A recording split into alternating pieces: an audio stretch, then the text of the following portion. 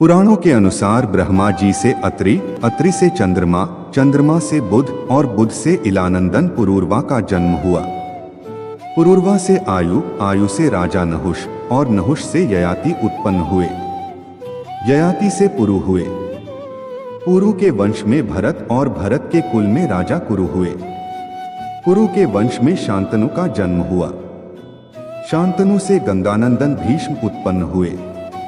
उनके दो छोटे भाई और थे, चित्रांगद और विचित्रवीर्य। ये शांतनु से सत्यवती के गर्भ से उत्पन्न हुए थे। शांतनु के स्वर्गलोक चले जाने पर भीष्म ने अविवाहित रहकर अपने भाई विचित्रवीर्य के राज्य का पालन किया। भीष्म महाभारत के प्रमुख पात्रों में से एक हैं। ये महाराजा शांतनु के पुत्र थे। अपने पिता को दिए गए वचन के कारण इन्होंने आजीवन ब्रह्मचर्य का व्रत लिया था। इन्हें इच्छामृत्यु का वरदान प्राप्त था। एक बार हस्तिनापुर नरेश दुष्यंत आखेट खेलने वन में गए। जिस वन में वे शिकार के लिए गए थे, उसी वन में कंद ऋषि का आश्रम था। कंद ऋषि के दर्शन करने के लिए महाराज दुष्यंत उनके आश्रम पहुंच गए। पुकार लगाने पर एक अति लावण्यमयी कन्या ने आश्रम से निकलकर कहा, हे राजन, महर्षि तो तीर्थ यात्रा पर गए हैं, किंतु आपका इस आश्रम में स्वागत है। उस कन्या को देखकर महाराज दुष्यंत ने पूछा, बालिके आप कौन हैं? बालिका ने कहा, मेरा नाम शकुंतला है और मैं कंद ऋषि की पुत्री हूँ। उस कन्या की बात सुनकर महाराज दुष्यंत आश्चर्यचकित होकर बोले, महर्षि तो आजन्म ब्रह्मचारी हैं, फिर आप उनकी पुत्री कैसे हैं? उनके इस प्रश्न के उत्तर में शकुंतला ने कहा, वास्तव में मेरे माता पिता मेनका और विश्वामित्र हैं। मेरी माता ने मेरे जन्म होते ही मुझे वन में छोड़ दिया था, जहां पर शकुंत नामक पक्षी ने मेरी रक्षा की। इसीलिए मेरा नाम शकुंतला पड़ा। उसके बाद कण्व ऋषि की दृष्टि मुझ पर पड़ी और वे मुझे अपने आश्रम में ले आए। उन्होंने ही मेरा भरण पोषण किया। जन्म देने वाला, पोषण करने वाला तथा अन्न देने वाला, ये तीनों ही पिता कहे जाते हैं। इस प्रकार कण्व ऋषि मेरे पिता हुए। शकुंतला के वचनों को सुनकर महाराज दुष्यंत ने कहा, शकुंतले, तुम क्षत्रिय कन्या हो। यदि तुम्हें किसी प्रकार की आपत्ति न हो तो मैं तुमसे विवाह करना चाहता हूं। शकुंतला भी महाराज दुष्यंत पर मोहित हो चुकी थी, अतः उसने अपनी स्वीकृति प्रदान कर दी। दोनों ने गंधर्व विवाह कर लिया। कुछ काल महाराज दुष्यंत ने शकुंतला के साथ विहार करते हुए वन में ही व्यतीत किया। फिर एक दिन वे शकुंतला से बोले, प्रियतमे, मुझे अब अपना राजकार्य देखने के लिए हस्तिनापुर प्रस्थान करना होगा। महर्षि कण्व के तीर्थ यात्रा से लौट आने पर मैं तुम्हें यहाँ से विदा कराकर अपने राजभवन में ले जाऊंगा। इतना कहकर महाराज ने शकुंतला को अपने प्रेम के प्रतीक के रूप में अपनी स्वर्ण मुद्रिका दी और हस्तिनापुर चले गए। एक दिन उसके आश्रम में दुर्वासा ऋषि पधारे। महाराज दुष्यंत के विरह में लीन होने के कारण शकुंतला को उनके आगमन का ज्ञान भी नहीं हुआ और उसने दुर्वासा ऋषि का यथोचित स्वागत सत्कार नहीं किया। दुर्वासा ऋषि ने इसे अपना अपमान समझा और क्रोधित होकर बोले, बालिके, मैं तुझे शाप देता हूं कि जिस किसी के ध्यान में लीन होकर तूने मेरा निरादर किया है, वह तुझे भूल जाएगा। दुर्वासा ऋषि के शाप को सुनकर शकुंतला का ध्यान टूटा और वह उनके चरणों में गिरकर क्षमा प्रार्थना करने लगी। शकुंतला के क्षमा प्रार्थना से द्रवित होकर दुर्वासा ऋषि ने कहा, अच्छा, यदि तेरे पास उसका कोई प्रेम चिन्ह होगा तो उस चिन्ह को देख उसे तेरी स्मृति हो आएगी।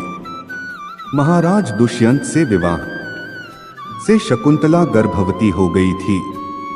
कुछ काल पश्चात कण्व ऋषि तीर्थ यात्रा से लौटे, तब शकुंतला ने उन्हें महाराज दुष्यंत के साथ अपने गंधर्व विवाह के विषय में बताया।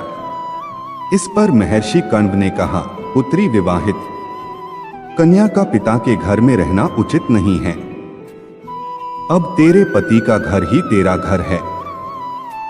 इतना कहकर महर्षि ने शकुंतला को अपने शिष्यों के साथ हस्तिनापुर भिजवा दिया। मार्ग में एक सरोवर में आचमन करते समय महाराज दुष्यंत की दी हुई शकुंतला की अंगूठी, जो कि प्रेम चिन्ह थी, सरोवर में ही गिर गई। उस अंगूठी को एक मछली निगल गई। महाराज दुष्यंत के पास पहुंचकर कण्व ऋषि के शिष्यों ने शकुंतला को उनके सामने खड़ी करके कहा, महाराज, शकुंतला आपकी पत्नी है, आप इसे स्वीकार करें। महाराज तो दुर्वासा ऋषि के शाप के कारण शकुंतला को विस्मृत कर चुके थे, अतः उन्होंने शकुंतला को स्वीकार नहीं किया और उस पर उल्टा होने का लांछन लगाने लगे। शकुंतला का अपमान होते ही आकाश में जोरों की बिजली कड़क उठी और सबके सामने उसकी माता मेनका उसे उठा ले गई। जिस मछली ने शकुंतला की अंगूठी को निगल लिया था, एक दिन वह एक मछुआरे के जाल में आ फंसी। जब मछुआरे ने उसे काटा तो उसके पेट अंगूठी निकली। मछुआरे ने उस अंगूठी को महाराज दुष्यंत के पास भेंट के रूप में भेज दिया। अंगूठी को देखते ही महाराज को शकुंतला का स्मरण हो आया और वे अपने कृत्य पर पश्चाताप करने लगे। महाराज ने शकुंतला को बहुत ढूंढवाया, किंतु उसका पता नहीं चला। कुछ दिनों के बाद देवराज इंद्र के निमंत्रण पाकर देवासुर संग्राम में उनकी सहायता करने के लिए महाराज दुष्यंत इंद्र की नगरी अमरावती गए। संग्राम में विजय प्राप्त करने के पश्चात जब वे आकाश मार्ग से हस्तिनापुर लौट रहे थे तो मार्ग में उन्हें कश्यप ऋषि का आश्रम दृष्टिगत हुआ। उनके दर्शनों के लिए वे वहां रुक गए। आश्रम में एक सुंदर बालक एक भयंकर सिंह के साथ खेल रहा था। मेनका ने शकुंतला को कश्यप ऋषि के पास लाकर छोड़ा था तथा वह बालक शकुंतला का ही पुत्र था। उस बालक को देखकर महाराज के हृदय में प्रेम की भावना उमड़ पड़ी।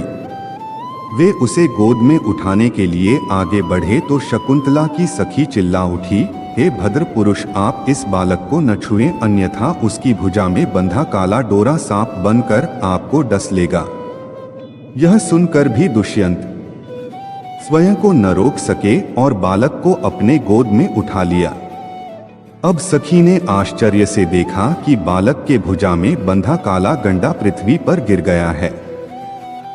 सखी को ज्ञात था कि बालक को जब कभी भी उसका पिता अपने गोद में लेगा वह काला डोरा पृथ्वी पर गिर जाएगा। सखी ने प्रसन्न होकर समस्त वृतांत शकुंतला को सुनाया। शकुंतला महाराज दुष्यंत के पास आई। महाराज ने शकुंतला को पहचान लिया। उन्होंने अपने कृत्य के लिए शकुंतला से क्षमा प्रार्थना किया और कश्यप ऋषि की आज्ञा लेकर उसे अपने पुत्र सहित अपने साथ हस्तिनापुर ले आए। महाराज दुष्यंत और शकुंतला के उस पुत्र का नाम भरत था। बाद में वे भरत महान प्रतापी सम्राट बने और उन्हीं के नाम पर हमारे देश का नाम भारतवर्ष हुआ।